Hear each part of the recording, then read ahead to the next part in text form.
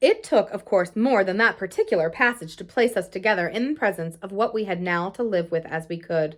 My dreadful liability to impressions of the order so vividly exemplified, and my companion's knowledge henceforth, a knowledge half consternation and half compassion of that liability. There had been this evening, after the revelation that left me for an hour so prostrate, there had been for either of us no attendance on any service, but a little service of tears and vows, of prayers and promises, a climax to the series of mutual challenges and pledges that had straightway ensued on our retreating together to the schoolroom and shutting ourselves up there to have everything out. The result of our having everything out was simply to reduce our situation to the last rigor of its elements. She herself had seen nothing, not the shadow of a shadow, and nobody in the house but the governess was in the governess's plight. Yet she accepted, without directly impugning my sanity, the truth as I gave it to her, and ended by showing me, on this ground, an awe-stricken tenderness, an expression of the sense of my more than questionable privilege, of which the very breath has remained with me as that of the sweetest of human charities. What was settled between us accordingly that night was that we thought we might bear things together, and I was not even sure that, in spite of her exemption, it was she who had the best of the burden.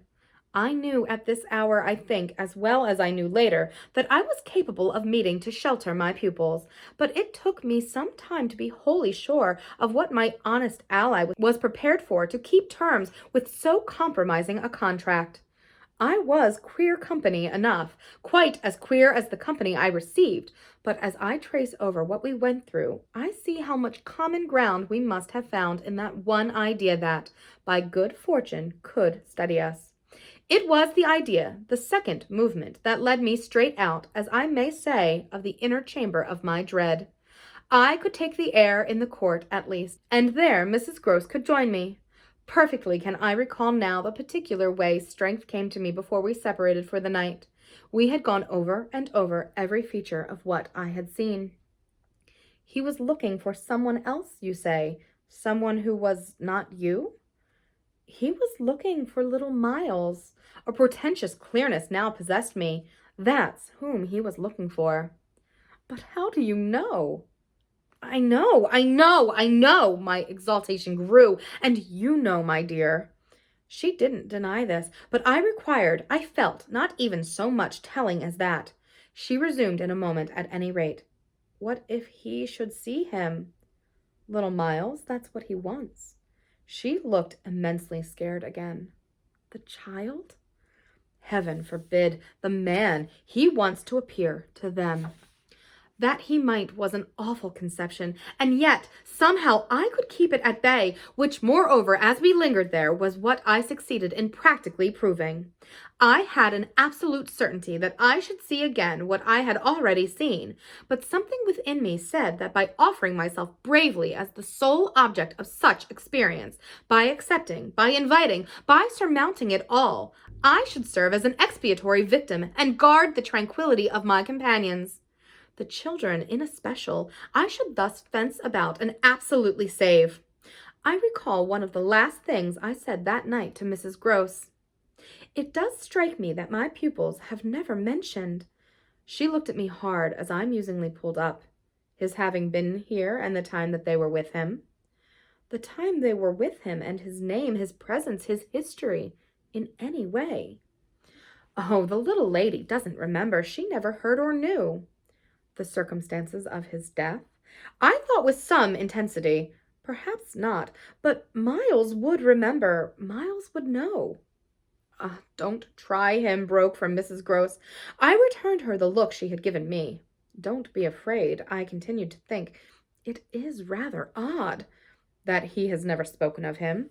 Never, by the least allusion. And you tell me they were great friends?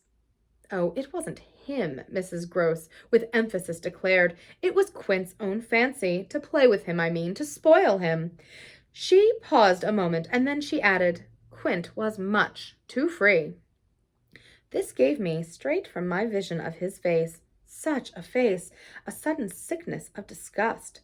Too free with my boy? Too free with everyone. I forbore for the moment to analyze this description further than by the reflection that a part of it applied to several of the members of the household, of the half-dozen maids and men who were still of our small colony.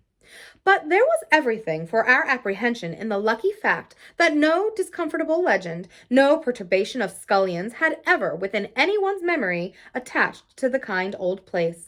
It had neither bad name nor ill fame, and Mrs. Grose, most apparently, only desired to cling to me and to quake in silence.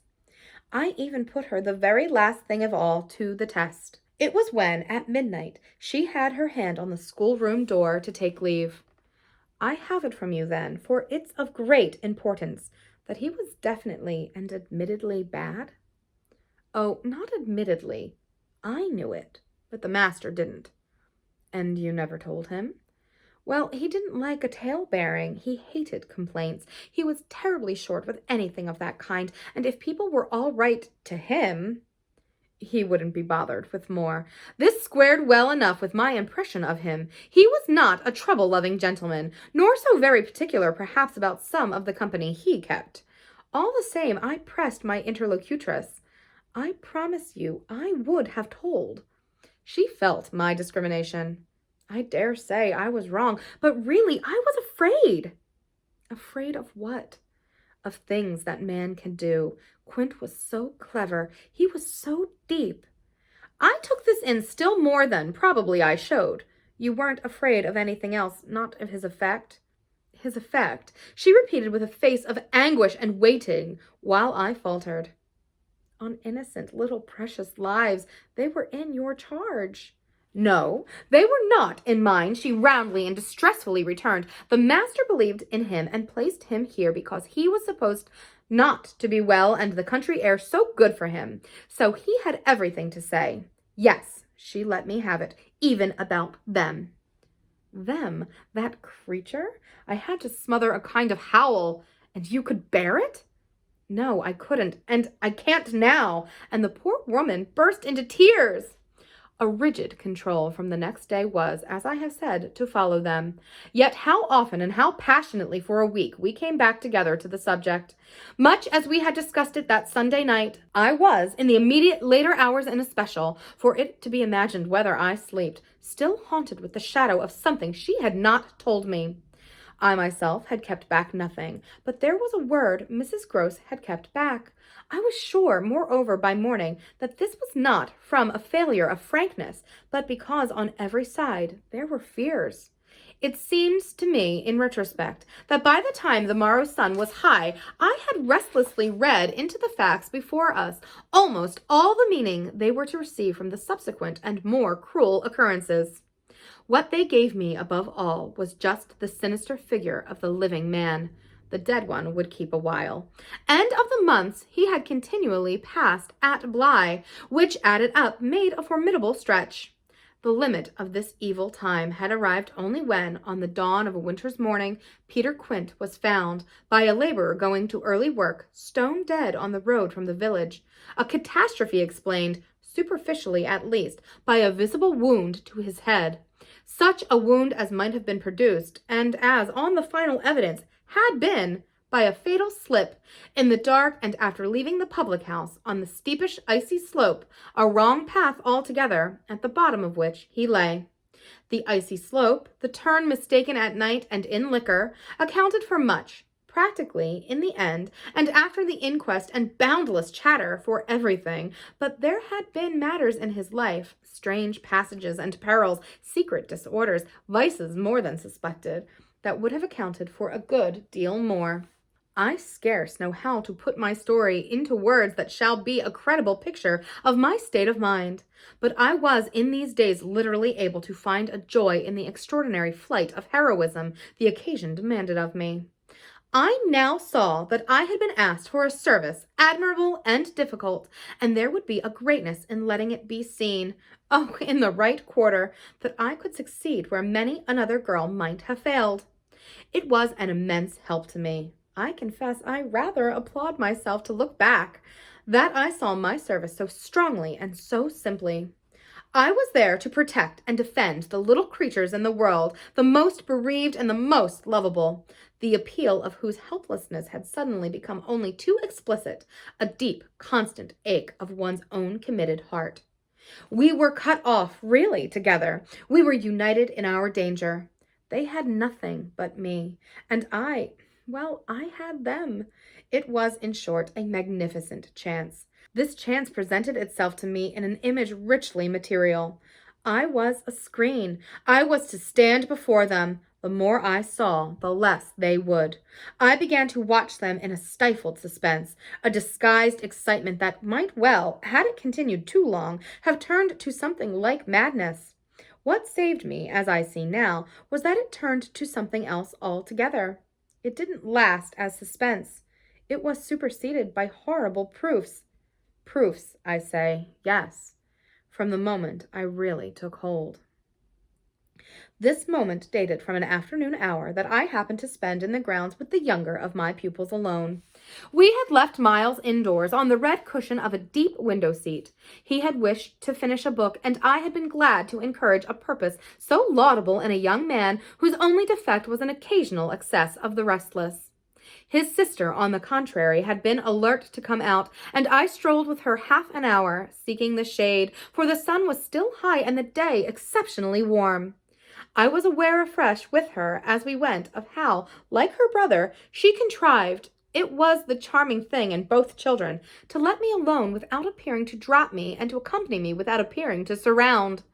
They were never importune and yet never listless. My attention to them all really went to seeing them amuse themselves immensely without me. This was a spectacle they seemed actively to prepare, and that engaged me as an active admirer. I walked in a world of their invention.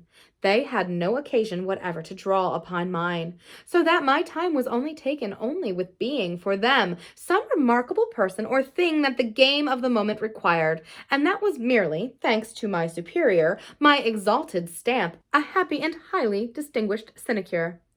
I forgot that I was on the present occasion. I only remember that I was something very important and very quiet, and that Flora was playing very hard. We were on the edge of the lake, and, as we had lately begun geography, the lake was the Sea of Azov. Suddenly, in these circumstances, I became aware, on the other side of the Sea of Azov, we had an interested spectator. The way of this knowledge gathered in me was the strangest thing in the world. The strangest, that is, except the very much stranger for which it quickly merged itself. I had sat down with a piece of work, for I was something or other that could sit, on the old stone bench which overlooked the pond, and in this position I began to take in with certitude, and yet without direct vision, the presence, at a distance, of a third person. The old trees, the thick shrubbery, made a great and pleasant shade, but it was all suffused with the brightness of the hot, still summer. There was no ambiguity in anything, none whatever, at least in the conviction I, from one moment to another, found myself forming as to what I should see straight before me, and across the lake as a consequence of raising my eyes. They were attached at this juncture to the stitching in which I was engaged, and I can feel once more the spasm of my effort not to move them till I should so have steadied myself as to be able to make up my mind what to do. There was an alien object in view, a figure whose right of presence I instantly, passionately questioned. I recollected counting over perfectly the possibilities, reminding myself that nothing was more natural, for instance, than the appearance of one of the men about the place, or even of a messenger, a postman, or a tradesman boy from the village. That reminder had as little effect on my practical certitude as I was conscious, still even without looking, of its having upon the character and attitude of our visitor. Nothing was more natural than that these things should be the other things that they absolutely were not. Of the positive identity of the apparition, I would assure myself as soon as the small clock of my courage should have ticked out the right second. Meanwhile, with an effort that was already sharp enough, I transferred my eyes straight to little Flora, who at the moment was about 10 yards away. My heart had stood still for an instant, with the wonder and terror of the question whether she too would see, and I held my breath while I waited for what a cry from her, that some sudden innocent sign either of interest or of alarm would tell me. I waited, but nothing came. Then, in the first place, and there is something more dire in this, I feel, than in anything I have to relate, I was determined by a sense that, within a minute, all sounds from her had previously dropped, and in the second, by circumstance that, also within the minute, she had in her play turned her back to the water. This was her attitude when I last looked at her, looked with the confirmed conviction that we were still together under personal, direct notice. She had picked up a small flat piece of wood, which happened to have in it a little hole that had evidently suggested to her the idea of sticking in another fragment that might figure as a mast and make the thing a boat. This second morsel, as I watched her, she was very markedly and intently attempting to tighten in its place. My apprehension of what she was doing sustained me so that after some seconds I felt I was ready for more. Then I again shifted my eyes. I faced what I had to face.